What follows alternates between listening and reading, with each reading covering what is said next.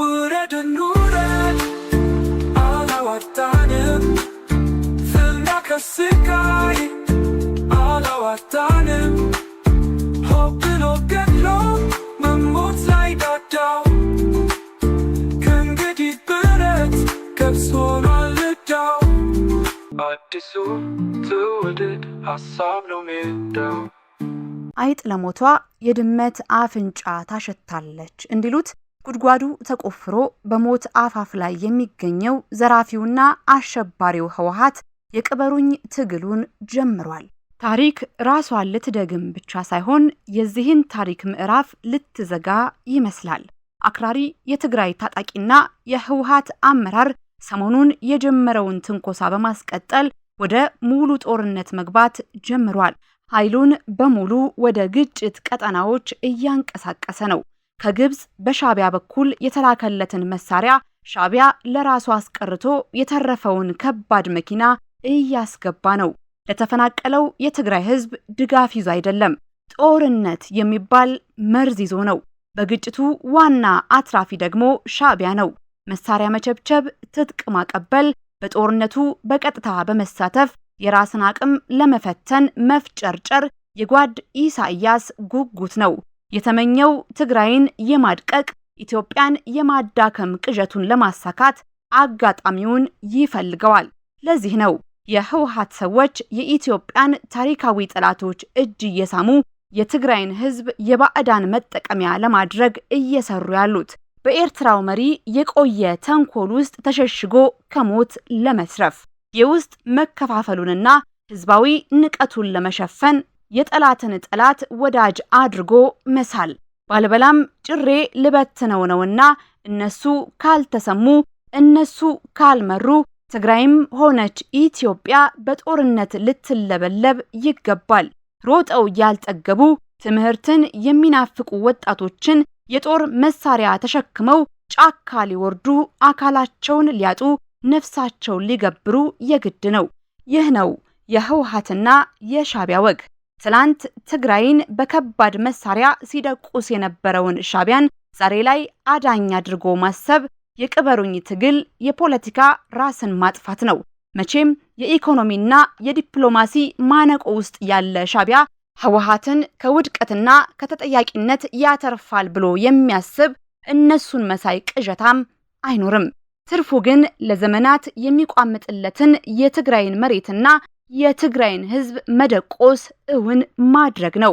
ከዚያም ባለፈ የዘመናት ስሌቱ የሆነውን ኢትዮጵያን የማዳከምና ወደ ኋላ የመጎተት ሰላሟን የመንሳት ህልሙን ማሳካት ያአክለና በረካልለው ደቅና ለሰላም ይተውና አንደም ሆይነው ያልውዕና ይፍረስና ገድም ያአክለና ብርሃን ልወርቅ የብርሃና ይተውና። ሁለተኛው አትራፊ ግብጽ ነው። ከዓለም አቀፍ ጫና ከብዙ ዓመት ትግልና ልፍያ በኋላ ታላቁን የህዳሴ ግድብ አጠናቃ የኢኮኖሚም ሆነ የፖለቲካ ድል ያገኘችውን ኢትዮጵያ መበጥበጥ የአልሲሲ ድል የግብጽ የውስጥ ፖለቲካ ማብረጃ ነውና የህወሓት የጦር ድለቃ ለዚያ ሰፈር አሸወይና ነው። በየትኛውም አቅጣጫ የኢትዮጵያ ሰላም ማጣት የግብጽ መንግስት የየዕለት ተግባሩ ያደረገውን የኢትዮጵያን መንግስት ለዓለም መክሰስና ጫና ውስጥ እንዲወድቅ መስራት የሚያግዝ ነውና ሲሲ ለኢትዮጵያ መረበሽ ታትሮ የሚሰራ ታሪካዊ ጠላት ነው።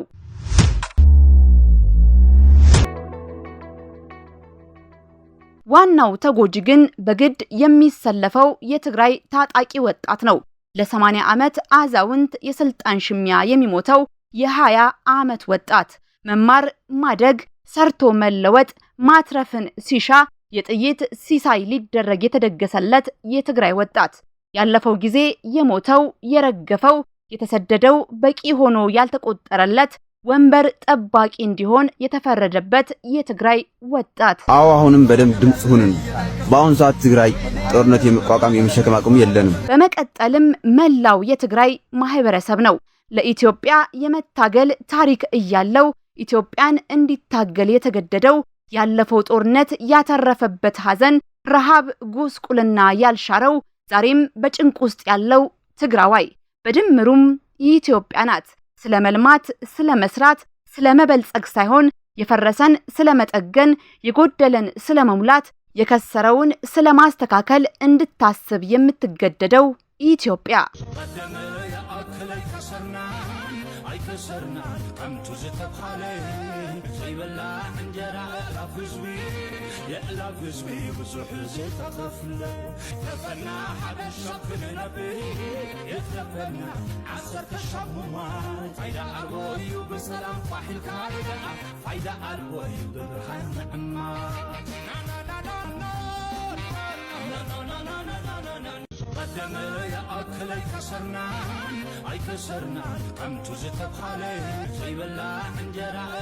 ለምነው ደብድቡን የሚሉ አዛውንቶች ሊጠፉ የግድ ቢሆንም ልጆቻቸውን አሜሪካና አውሮፓ አንደላቀው ለሚያኖሩ ያረጁ ያፈጁ ዘራፊና ወንጀለኞች ይህን ያህል ዋጋ የሚከፈልበት ሁኔታ ግን እጅጉን አሳዛኝ ነው።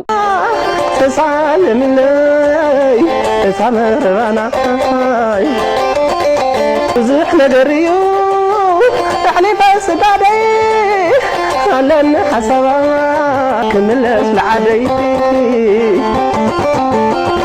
ሌላኛው ታጋይ የምታገለው ለአማራ ነው ባዩ በአማራ ክልል የሚንቀሳቀሰው ጽንፈኛ ቡድን ነው።